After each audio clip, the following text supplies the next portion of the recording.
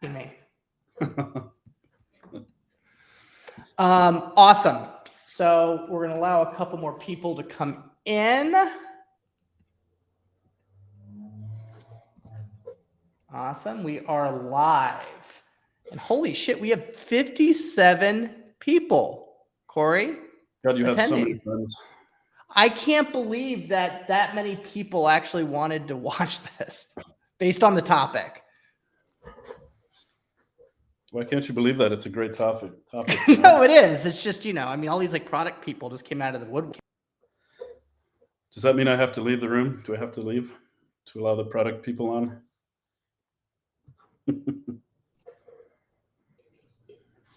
Okay. Testing. Do you hear me? Yep. Okay. Everybody, thank you for another LinkedIn Live session. We are talking to Corey Berg, who is the CTO of a little company called Datum Source. And he has been a great friend of mine, a colleague, and he has essentially found a big hole in the market. And that whole market in the market is in leadership within technology. As an investor and somebody that's worked with a lot of different, startups, I have found that most tech leaders are the best coders, right? Within their purview, they give the most output, but that doesn't necessarily give them the most amount of people skills. And as a result of that, tech leadership is lacking. And Corey has found it upon himself to start a course and to really break down tech leadership and provide value to leaders and on how to manage themselves and the people around them. So with that, I'm very pleased to keep this very conversational of Corey's framework on technical leadership coaching. And please, guys, I would encourage you to use the text box on the side if you want to ask any questions. And I'll be interrupting Corey frequently because I just need to talk and have attention on me a lot. And also to see if I can pipe in some value directly. So with that, no further ado, I am pleased to present Corey Berg. Hello, David. Nice to be with you today. So to your point, I've been a software person for about 30 years. Yeah, I'm that old. And no further ado, I am pleased to present. Go ahead. Sorry, Berg. Are you playing back? Hello, David. Nice to be with you today. Are you playing back? Nope. So to your points, it's our first time. Yeah, sorry. That's all right. Go ahead. Now it's on. We're on, baby. Let's do it. Okay, that's okay. It's the boring part. So if anybody missed it, it's just about my background. It's a very boring book. So grab your coffee, everyone. Mm-hmm. I started my software life in Canada, where I'm from. Then I came to Phoenix when I started really doing professional software work. And then I recently shipped out to California, where Datum Source is located. And I've been very technical all of my adult life in the software business. So 99% of that work has been technical. And then, of course, I only about 10, 15 years ago got interested in leadership as a craft. And that's where I got inspired to take all of the mistakes that I'd made and as many mistakes from other people that I could figure out, put them together into a class and just start delivering it to other tech leaders who might be interested in also honing up their own skills. So that's where this all started. And in fact, we have a cohort going through the course right now. It's 8 weeks.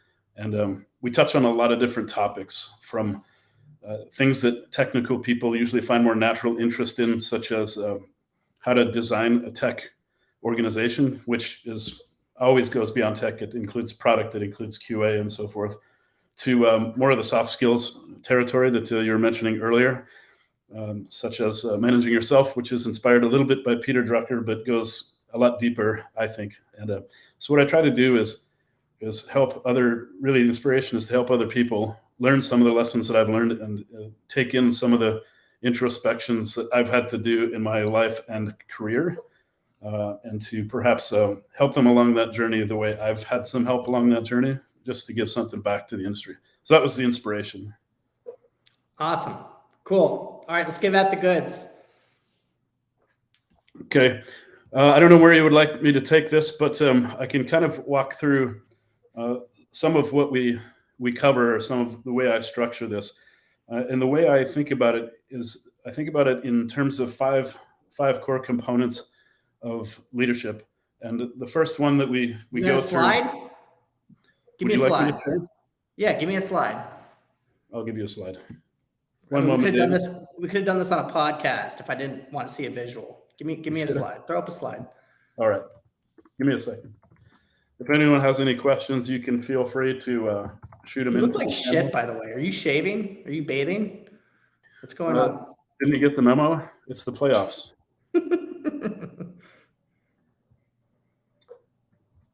Here's what I'll do. I'll share some things because this content is 8 weeks. There's a lot of content here, so I'm going to share some things just strategically, and then we'll share and unshare as we go along.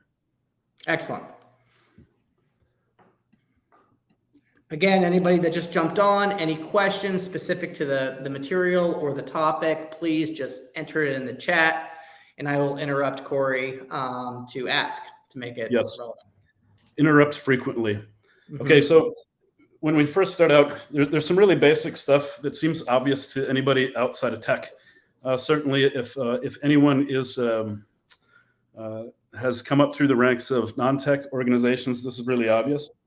But for technology people, quite often you never get a management training class or a leadership training class. You end up, like you said at the start, you end up getting a promotion because you happen to be the best coder who can also speak complete sentences to other teams.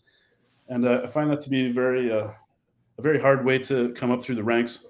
So the way I look at it, I start off everybody with a little bit of context. So for tech people who haven't been exposed to C-level thinking or to middle management, this is a very normal thing, the management pyramid. And the point here is to talk about when primarily, that the rarefied air is at the top. People that are individual contributors, of course, at the bottom, and more plentiful, by the way. So not everybody's going to be a CTO, and not everybody wants to be. That's okay. But the framework around this is to understand that when goals get set strategically, they're getting set at that high level of a business, and then they're decomposing down into goals at the more individual contributor level and so forth. And if you haven't seen that kind of hideous process of breaking down a strategic objective into tangible, actionable goals, you might not understand how many telephone games are being played in the layers between top level management and the bottom. And so a lot of the time, tech people end up getting handed something that looks almost unintelligible given the company's strategy. And if there's one thing that's important to attracting and retaining technology talent or engineering talent in general, it's to understand how your day-to-day work, if it's writing code or testing or whatever, how your day-to-day work maps to organizational objectives. That's why it's important to understand this pyramid as it relates to how you get your marching orders as a software person, right? Now I can take a lot of tangents from this. For example, there's a term in software, I'm not sure if it pervades other industries, but it's called a death march, okay? And a death march is the bane of every software person, and I think almost everybody who listens to this will know what that means, but it means that you've been handed a date, so there's been a commitment made to a timeline, and the engineers weren't consulted on that timeline. So of course, you're marching towards an objective that everybody doubts, nobody thinks it's possible, and so there almost immediately there's a rumor mill, well, they never listened to us engineers. Meanwhile, you're held to a date, and that's the end of the story. And that has been, I think, probably more common than the exception, at least in my experience. And so when I bring software people into this kind of discussion, I'd like to point out how that situation occurs first off. And the inspiration here is the more representation you can have of engineering or technology at that C-level, at the C-suite, the lower the likelihood that that problem is going to exist, because that feasibility sanity check is coming into the goal conversation a lot closer to the time the decision is made. Okay, so this is one element of where I start technology people, and it pervades the rest of the leadership training that I do. Okay, it's just understanding how goals get created and how they lead to, in some cases, a lot of negative outcomes, and how we can influence that as tech leadership. Okay. So I'm going to step away from this for a second and just talk about what I think are the 5 key components of being a solid tech leader. So I'm going to stop sharing. Don't worry, it'll come back.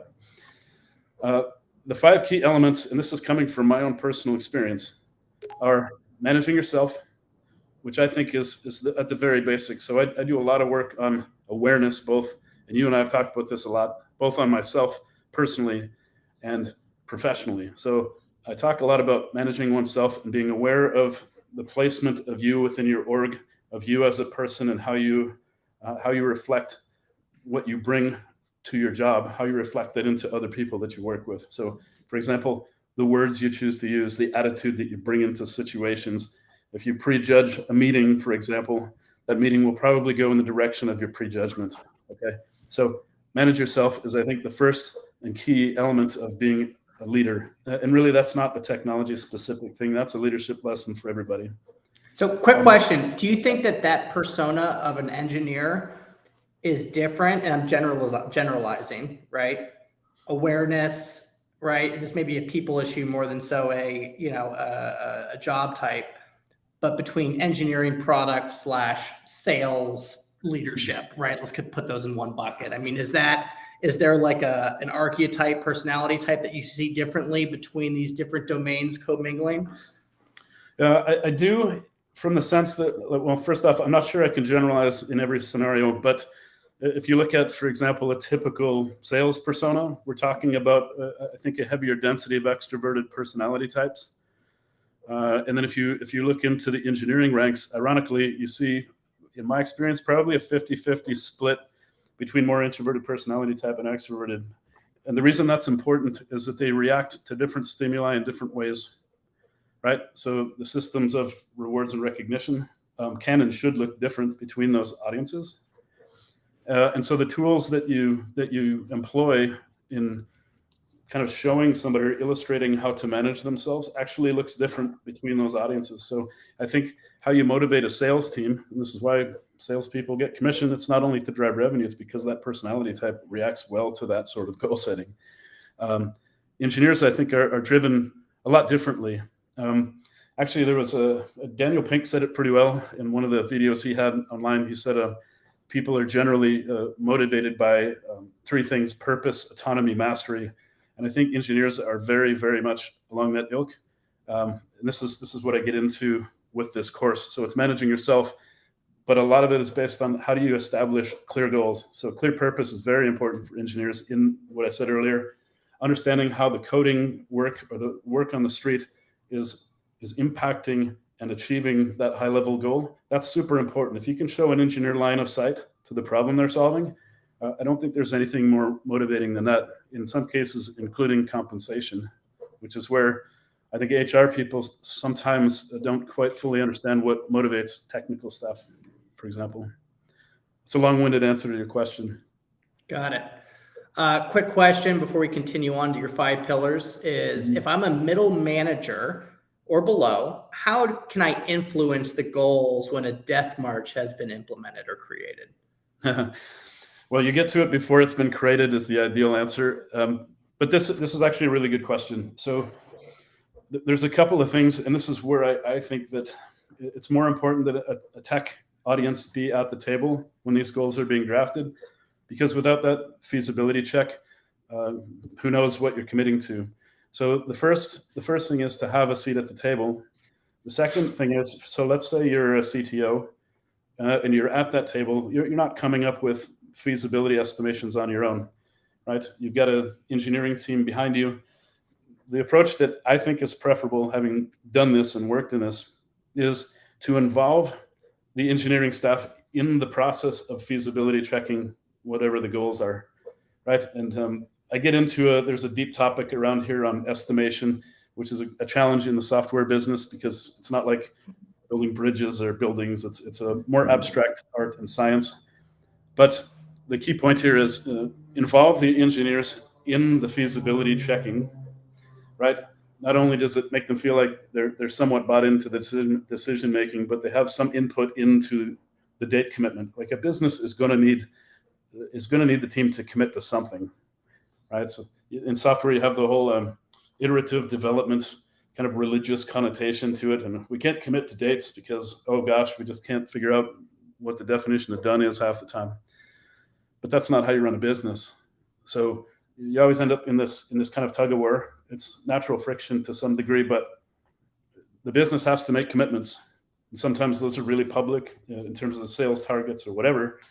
But if you can be at the table to weigh in on the goal and give it a sanity check, do it with the participation of the team. And that's for a bunch of reasons, but influencing the goals, you got to be at the table. Okay. So the short answer to the question, just be at the table and then don't make it up on the fly. Involve the people closest to the work to define the feasibility. That's going to make everybody feel like they've kind of owned the decision or owned the timeline. Hopefully that makes sense. Okay, great. All right. Okay. What are the 5 pillars of Corey Berg? Okay. Well, first one, we said manage yourself. I think we beat up on that one a little bit. First one, squats. Well, squats if you have no lower back injuries. So it's really about, it's manage yourself. It's deliver on goals, because if you can't do that, you're probably not long for any type of leadership role. It's managing up. In other words, manage your boss, which a lot of software people are just do not seem to get that genetically. I don't know why.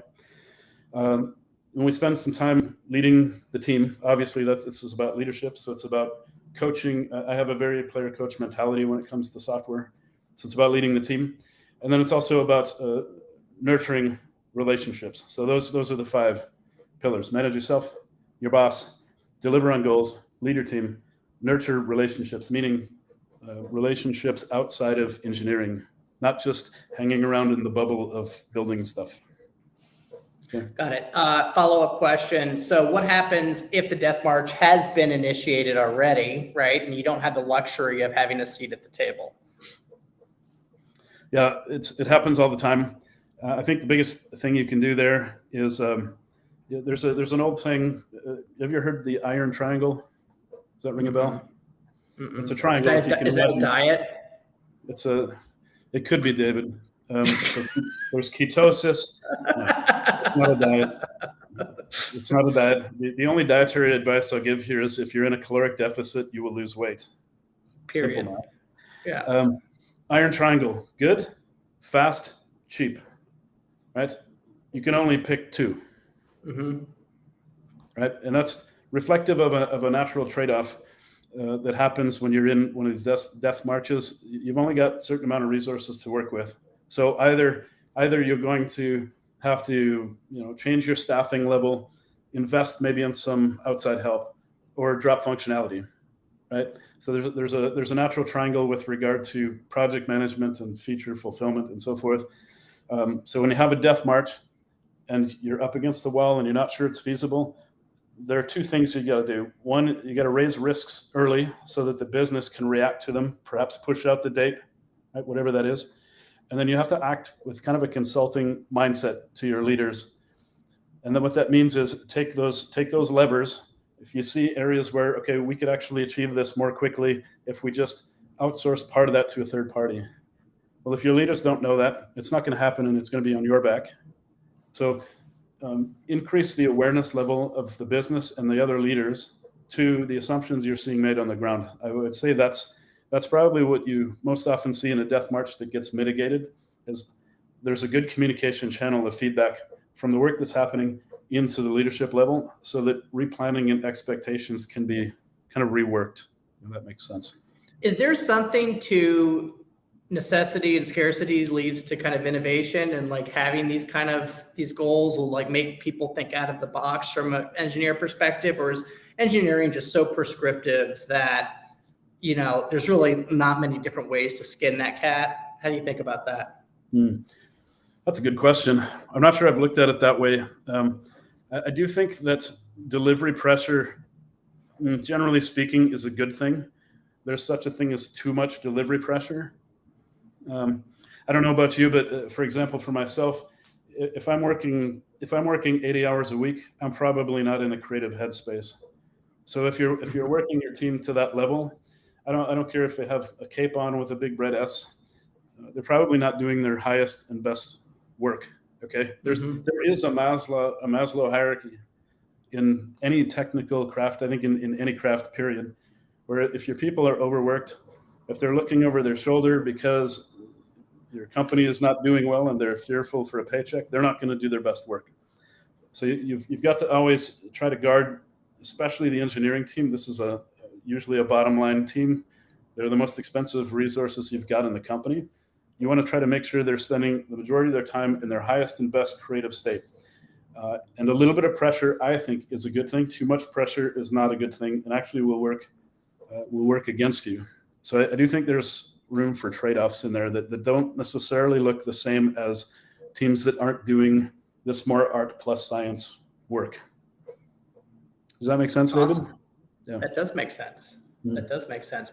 And so, another thing that someone brought up to me, and I'm not an operator nor ever claimed to be, don't play one on TV either, is that a buddy of mine, big in the sales and marketing space, he'll have people that are marketing experts, CMOs, VPs of marketing, come to him and get advice on managing up.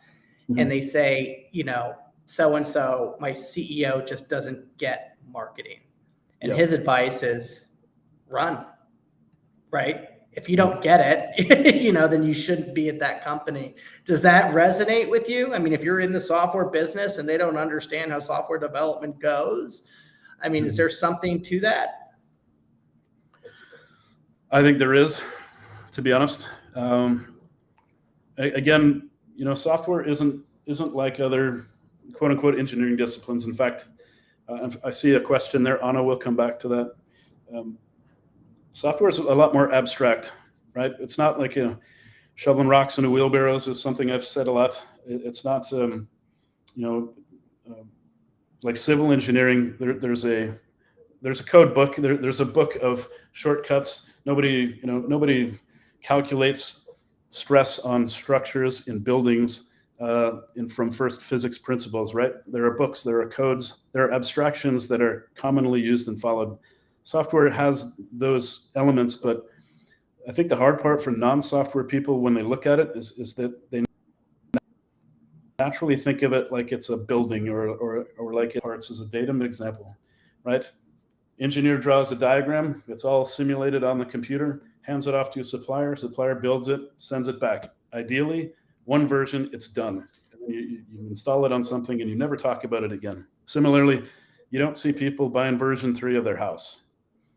Because somebody would have gotten killed on the first 2 versions, right? You don't see this happen.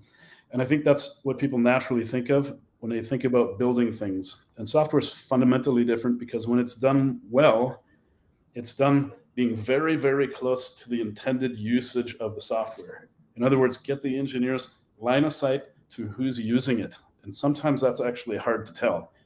But when software is implemented the best, meaning solves a real problem, meaning addresses a customer concern, it's usually done by having a real close line of sight to what that customer is doing. And it's inherently iterative, right? Because you're never going to get it right the first time. You're going to come back to it. You're going to refine it. It's very iterative. Can we explain this picture? I'm not sure I can explain that very well. I flip tires, David. Can we just dive a little bit deeper on this? That is a basic training. If you really want to take a divergence, yes, you don't need a gym membership to get in shape. You can actually do it with a bunch of wrecked auto parts if you choose to do so. How does this tie into tech? It does tie into tech in a way because one of the elements that I touch on a lot as a leader is congruence. And what that means is what you believe inside, you're bringing it into work, right? Consciously. Congruence is difficult. It means that what you think and what you believe are the same as what you reflect outwards in your actions and your words, right? So for example, if I were a raging alcoholic, I have no business giving people advice on curbing their drinking, right? So if I'm going to talk to somebody about fitness, right, I probably have no business doing it unless I've been through it enough to where I understand it myself. And I think in software leadership, you're really, I think, the best example for your team if you're living the values you're trying to have your team live, right? If you embody the values that you're trying to prescribe as being part of your culture, then you should. That's how your engineering team is looking at you, right? So if you say one thing and you do another, really what's going to happen is your team will end up taking your actions, and that becomes culture. Like I say quite often, you see companies that do not dedicate any conscious effort to something called culture. Now, I'm not a big believer that everybody gets a trophy and that kind of thing, or false praise, for example. But I do think if you haven't thought about your culture consciously, you end up getting one by default, and the culture you will get will mirror your actions as a leader. So if you're not conscious of those actions, you're going to end up somewhere you did not intend, right? You will be fostering behaviors that you hadn't thought about and are probably not going to come out great. Mm-hmm. This is why the focus on managing yourself, right? And this is why I don't coach just tech. It's got to be the whole person, because you're not like leaving your personality at the door when you walk into work, right? You're bringing your baggage, you're bringing your pros and your cons, you're bringing your assumptions, you're bringing your attitude. All of those are coming along for the ride. As soon as you sit down in the chair and get on a bunch of Zoom calls or team calls, you're bringing everything that's inside you is coming with you. There is no separation. This is artificial, mm-hmm. Right? So coming back to the tire flipping, like for me, that is what keeps me clear mentally. And that's something I do. So if I've got, say, software people that want to do yoga, there's a guy on my team that has the aspiration of doing more yoga. So as part of our goal conversation, as part of our one-on-ones, I'm asking him, okay, what's the plan? Are you going to talk about yoga? Or are you going to go sign up? So go sign up, right? Look after the entire person. So this is something that I've come across the hard way in my life. I came across it as a leader by reporting to a lot of people who would give me one direction and live another. And I didn't like the dichotomy. So that's kind of where I come from with my attitude towards the team. Right? I try to live the example, and I'm aware enough that I know it when I'm not living it. And if I'm out of alignment, that means I've got to go reset myself and come back to alignment. And so how do you think, Corey, since there are, to the benefit of a lot of product people here, right? Where does is this conversation the same? Is it different with the product person persona? I mean, I feel like product is just like, got to be the most difficult position on the planet, because you have three masters, right, at that point. And balancing that is super difficult, and managing up, down, sideways is difficult. And how do you think about product within leadership, the leadership construct? Well, that's a great one. First off, I love product. I don't disagree with you. I actually think you fucking hate product people. I've heard you say you hate product people. I don't think you've heard me say that. Just kidding. I do think it's the harder job, to be honest. Not to sugarcoat the difficulty of the technology people go through. I mean, if this stuff were easy, every company would be great at software, and that's not where we are. Mm-hmm. I think the product side, the hard part is if a company is run by people that don't understand how software is generally built, they probably don't even understand what product does, where they fit. Product classically is they're between sales and marketing. They're looking at the market conditions, and then they're also usually skilled enough to interpret that direction, say find out what the common attributes are of whatever your vertical is, whatever customer base you're dealing with. You kind of boil that out to, okay, ultimately, what's going to make money, what's going to get us market penetration, and so forth. That's a hard job.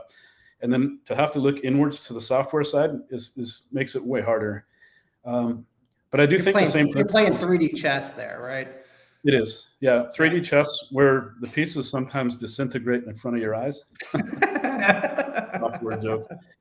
But it's hard because software people, and this is one of the things we talk about in my class, is communication skills. And that's something that often differentiates software people that are going to stay in that box. There's nothing wrong with staying in the box. Okay. If you love it, you love it. Don't move if you love it. But if you want to progress to different levels and experiment with it, or just function at a very high level in terms of your role, you got to manage your communication skills, and you can't just be talking about tech weeds all day, every day. Like I rail about tech debt sometimes because it seems like it's the boy who cried wolf, right? All I have to do is bring out the word tech debt. I can't be questioned. It sounds like a mountain. that you have to cross or the whole ship is going to sink. That's rarely the case. And product has to digest this stuff and make sense of it. So I think the onus is on, it's a bidirectional thing.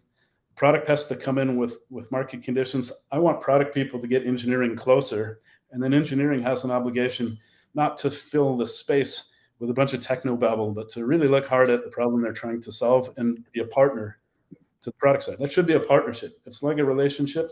There's no difference. Communication is part of the skill you got to work on. Is there a strategy where like you partner with product and like turn against the CEO and like tamper him down like in campaign? I can't imagine where that's ever happened. Try to bring the Mad King down. It depends on, it depends on the CEO. It depends on the circumstances. Certainly, I think we've both experienced CEOs that you couldn't move. Sometimes they're, they had their baby and they love it, and you can't tell them their baby's ugly. Your baby's ugly. And product takes the brunt of that. Engineering has a little bit of a pass because they're also the ones keeping the motor of the ship running. Mm-hmm.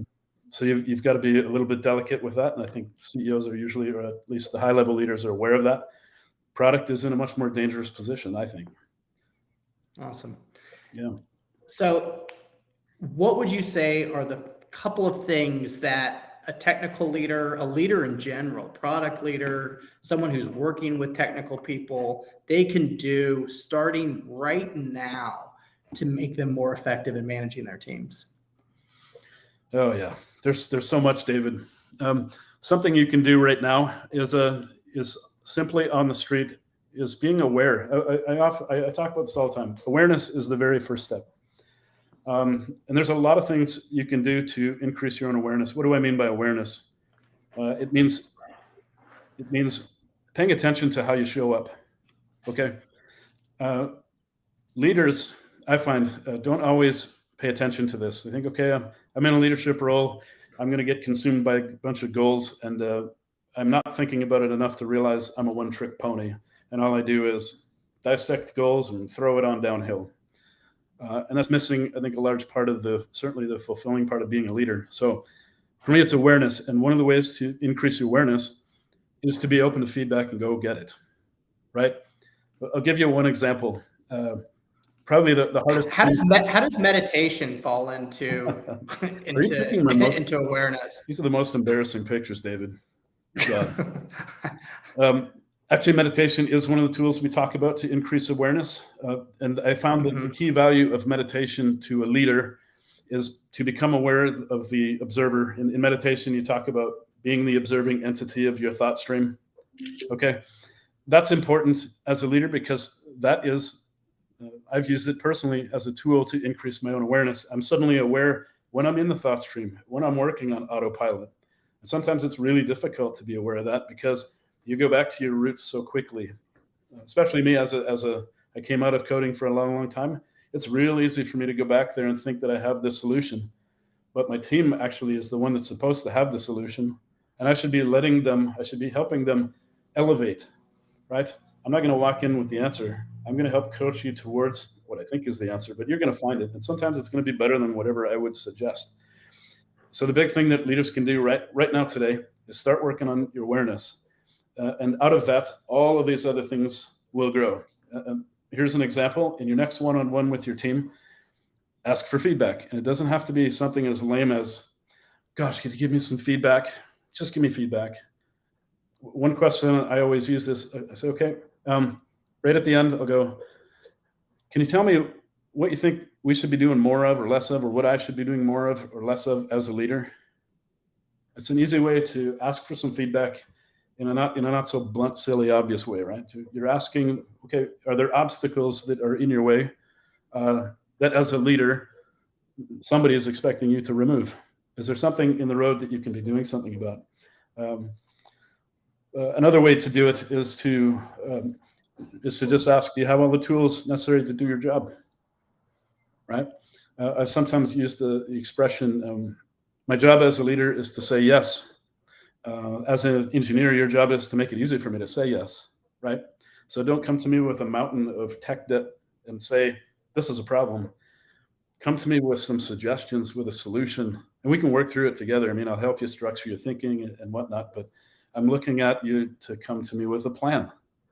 That's also helping software people elevate themselves, because when you're at the director or VP level, you're expected to not come to the party with, oh, I have a lot of tech debt, please help me. You're expected to come up with a plan, right? So in asking for feedback and becoming more aware, you can kind of tell where your shortcomings are going to be. And the dimensions of leadership feedback, which almost nobody does: 360 from your employees, reviews from your peers, self-assess. I use a leader wheel that was in the screenshot for this LinkedIn Live. There are dimensions of leadership you can rank yourself on. You can go out and ask other people. Throw that up there. Throw that up there. Yeah, here. The deck. Sure. Yeah, just so that people have a visual and you can talk it through. Yeah. Unless you want me to put up another picture. Yeah, just hold off on the pictures. They're just not flattering. Couldn't you have found something flattering, David? Here's an example. I'm actually working on my own because I get to write code for it. What about this one? That is just. Is this one? That's disturbing. That's this one flattering? That's from the 90s. God, your parents must have been so disappointed. Well, there's another conversation. I don't know if you can see this. Here's an example. This is just one example of, this is a concept of a life wheel that is used a lot. If anybody's ever done performance coaching, this is a common kind of a gimmick that you use in coaching to have people rank themselves on different facets of their life. Maybe it's family, faith, finances, stuff like this. You've probably seen this before. I do it on these axes are levels or categorizations of your leadership skill. Okay. And you can just rank yourself. I do it to myself because I'm a glutton for punishment, I suppose. I'll rank myself and then I'll do it again a quarter later because I'm working on these things a little bit at a time. Nobody is a 10 out of 10. No leader is a 10 out of 10 on everything. It just doesn't exist. We're all working on ourselves in chunks. And sometimes you might look at this and say, okay, this year I'm going to work on making sure I've got clear purpose and I'm relaying that to the team. Okay, so maybe at the end of the year that comes out to be a 6. Well, that's going to happen at the expense of working on some org relationships. Maybe that comes down to a 4. And then the next year, those 2 might flip. Right? So it's a visual way to grade yourself. And if you wanted to, you could actually use this as a ranking tool, give it to other people and say, how would you consider me as a leader? Here's a wheel, just throw me some points. There are a bunch of ways to get feedback. This is just kind of a visual gimmick method that I use on myself. And I encourage other people to explore this for themselves. It doesn't have to be something like this, but get the feedback. That's the point. Feedback is one key way to gain awareness. Right? Corey, how can people reach you? How could they maybe get a copy of this presentation if you're willing to share it, for them to reference later, to reference the leader wheel? How are they going to get in touch with you? You can get in touch with me through LinkedIn. It's just the Corey Berg, or the one with the just amazing glamour shot, or that's a joke. Or you can go to coreyberg.com and suffer through my Amateur Night website, which I put together myself, and you totally can't tell. Awesome. Guys, thank you so much. If you liked it, go ahead. There was another question in here from Anna, I think. It said, tips on working with an extremely extroverted and negative C-suite exec who has a salesy attitude. So my question to that one. Quit. Yeah. Yeah. What is a salesy attitude? I like salesy, but I don't know what that means. Well, no, but if he's an extremely negative CEO, you know what I mean? That lies, you probably should quit. Well, I don't know. I might call him on it. Him or her, I might call them on the negative side of it, and you can do that. You can do that subtly. Like, it doesn't have to be a blatant confrontation, but you can say, let me put that in a positive way. Even in casual dialogue, you can do this. I'm going to choose to put this in a positive way, and it's a hint backwards that, hey, you're being you're taking me to negative town right now, and I'd rather turn it around and talk about it in the positive. You could use little tricks like that. If you've ever seen the guy, Chris Voss, he does the negotiation skills course. He actually has some really good tips for dealing with people with different attitudes. And I'll save it, but the content's actually really good. And that's somebody I've learned a lot from just through taking other classes. Awesome. All right, everybody. Thank you so much for coming in. And, we do a LinkedIn Live every month. Different great content from industry operators that are in the trenches that have done what they've done. Also investors and founders telling really interesting stories. If you like what you see, tune in next month, follow me. Also, I've got a blog. What do they call it? A blog. And it's gotten much better since ChatGPT, believe it or not. That's pronounced blog, right, David? Not blogé? Not blowers, yeah. And also have a podcast called The Capital Stack. It's on all major platforms. You just Google my name or just look at The Capital Stack and you'll be there. Anyway, reach out if you need anything. I'll see everybody next week. Thank you. Thank you, David. Bye-bye. Thanks.